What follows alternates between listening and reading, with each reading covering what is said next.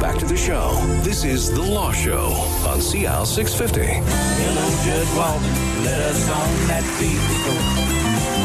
Hello, Judge Walton. All right, welcome back to The Law Show on CL 650. We're speaking with personal injury lawyers Scott Stanley and Kevin Gourlay from MurphyBattista in downtown Vancouver. And the whole theme of the show today is, the legal system we have and isn't always just. And we've talked about examples. We talked in the last segment about waivers and people, buying a ticket for something or signing a waiver, not realizing that they really are signing away their rights, or not even signing away their rights in the case of a ski lift ticket.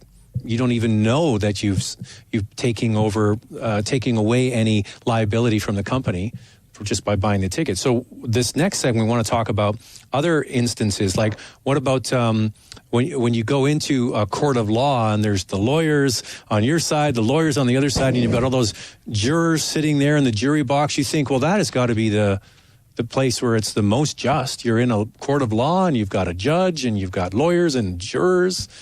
Can it be not the case? Well, the vast majority of civil cases, so injury cases, contract cases, are heard by a judge alone. But either party in any given case can, with some exceptions like defamation cases, for the most part, any party can decide that they want a jury. And most of the time, it's the insurance company asking for the jury. And the jury sits there and hears the evidence, but they don't get all of the information that a judge has when they're deciding a case. Why would that not be the case? Well, the judge, for example, when we're talking about damages for pain and suffering, a judge is given all sorts of case law that say, okay, these are similar cases, and this is what judges have done in past cases. And the judge obviously has the expertise to read through those and read them in a legal way, where a jury are lay people. Exactly. So, and not only are they lay people without that training or expertise, they're not allowed to be given any of those cases that the judge would be given to say, okay, these are the precedents, these are similar cases before, this is the range of damages that should be awarded. They're given nothing. They pull numbers out of thin air. Or do the lawyers suggest numbers? No, the lawyers are prohibited from suggesting those numbers. So that's not very fair. If you're going and you're saying, I want to have this heard by a judge, and the judge has that back information, why would the jurors not be given that back information or have it summarized for them in an easy to understand way? Well, I've been practicing for it's my 21st year. I've done about 100 trials. I've never had a judge make a mistake.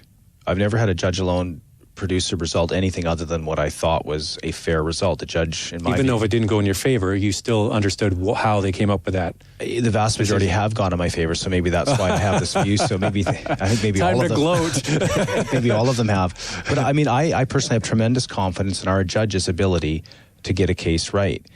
And the problem with that is when you have a case with a personal injury action, the insurance company can request a jury. And the reason the insurance companies do that is they want to pervert a result. They want the jury to do something a judge won't do. And juries bring biases, and insurance companies help foster that bias by the way they speak to them outside of the courtroom. ICBC's anti-fraud campaign, I think, is whether it's intended or not, a byproduct of that, a dangerous byproduct of that, is it's basically telling prospective jurors that people lie. So you think there's tainting the jury pool? Absolutely. It absolutely does taint them because we basically do some work long before jury trials, and we find out what regular people think of things. And most people that enter a jury box enter as skeptics, and that's not fair. A judge enters with a completely neutral mind, legally trained, ethical. Our judges are selected and screened. They're the best of the best. They're not going to make mistakes, but a jury is there to do is actually, in my view, there to make a mistake. So you think that a jury trial is selected because there's an opportunity for the say in this case an insurance company to get a little loophole? Well, yeah, go ahead, Kevin. Usually when you've got a judge-alone trial, you know that the goalposts for the right result are between here and here. And usually the party selecting the jury is hoping that the jury will go outside of those goalposts. It's far less predictable. You don't know what they're going to do. And can't the judge give the jury instructions? The judge certainly does give the jury instructions at the end of every trial, but how they then reach their decision, you never have any idea. In the United States, the laws are a lot more liberal. Jurors you often see on talk shows after right the after, fact. yeah. They come out on the courtroom steps and say, this is why we decided. They sign book deals, whatever it may be. In Canada, jurors are prohibited from discussing what happened in the jury room by law. And so we never know what actually happened.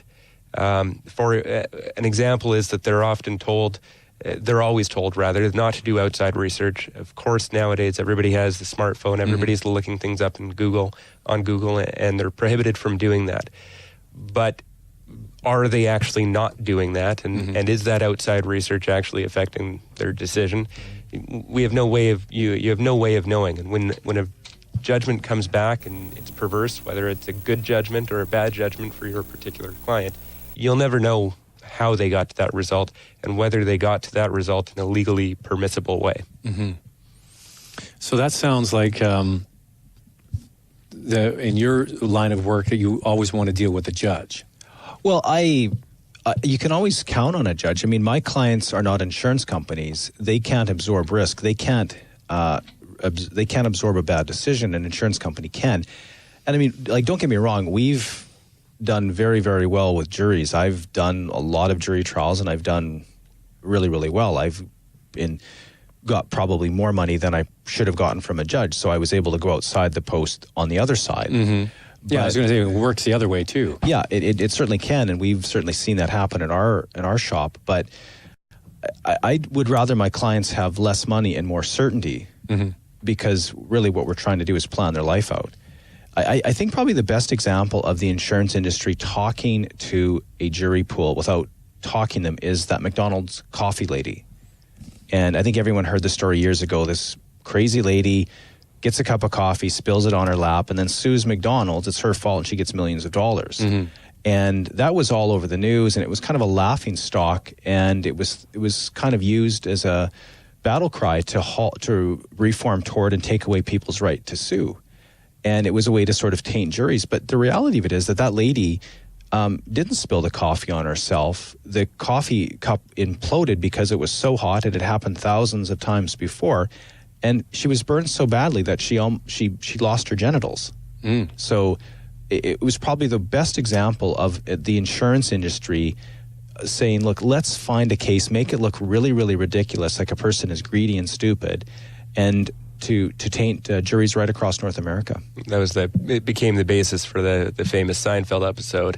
The whole story behind it, there's a great documentary called Hot Coffee that covers it off. And she really did suffer severe burns as a result of this. And McDonald's had been what they call superheating the coffee because they sell more coffee that way. And there had been a history of significant burns happening as a result of that. All right, I've got one for you. The alligator case in Disney. Okay, so this one is you're going to Disney. Say this is in Canada. We'll take it out of Florida and we'll put it somewhere in Canada. And you're buying a ticket, and the waiver says we're not liable for any injury that may be sustained. But you're at Disney, the most wonderful place in the world, and you've got little kids. And mom and dad, who haven't had a break for 3 years, finally sit back in their lawn chair and let their kids run around in Disney, and an alligator comes and unfortunately takes this child. Right. So, you know, as lawyers, you look at this very differently than the way I do as a parent. I'm mad as hell because I'm like, it's Disney. It should be safe. I mean, you paying to go there to experience the Disneyland experience. So what? I don't know. I just figure because that's top of mind these days. What do you guys think about that? I think first of all, I see it as a parent first too, and what a terrible tragedy that is. And then I think about if the parents came and talked to me about what can be done about the terrible conversation of me having to say essentially nothing, because from a civil law perspective, there would be nothing you could do there. In Canada. In Canada. And I certainly can't comment in Florida what the remedy would be. But I have heard somewhere, and again, just heard this, that Disney's never settled a lawsuit, or they've never taken a lawsuit to trial. Mm-hmm. I heard the same thing, that they fight, and but I think in the court of public opinion, they'd be pretty smart to settle this one quickly. Yeah, well, behind the Magical Kingdom, with Goofy, and there's a team of ferocious lawyers that apparently just stomp out these claims. They do not. I'm told they don't settle any. I don't know, but but that comes back to the whole story that you're saying. It's a legal system, but it's not just. You pay. You've saved months to take your family on vacation. You're staying at their hotel. You take their little tram into their park, and you park yourself on what looks like a beach in a lawn chair and let your kids run around. And that's why you paid for all of that. So you get a break, and they get a break, and an alligator jumps out and takes your kid away. And you're saying if that was in Canada, you wouldn't have recourse, because on the back of the ticket, when you walk through the gate, you basically assume liability. Well, in Canada, you wouldn't have recourse because our laws don't recognize that little children are valuable. That's crazy. It just makes your blood curdle. Wow. All right, we'll continue the conversation next. We're certainly learning a lot today. Personal injury lawyers Scott Stanley and Kevin Gourlay from Murphy-Battista in downtown Vancouver will continue your conversation next. There's more of the show still ahead. This is The Law Show on CL 650.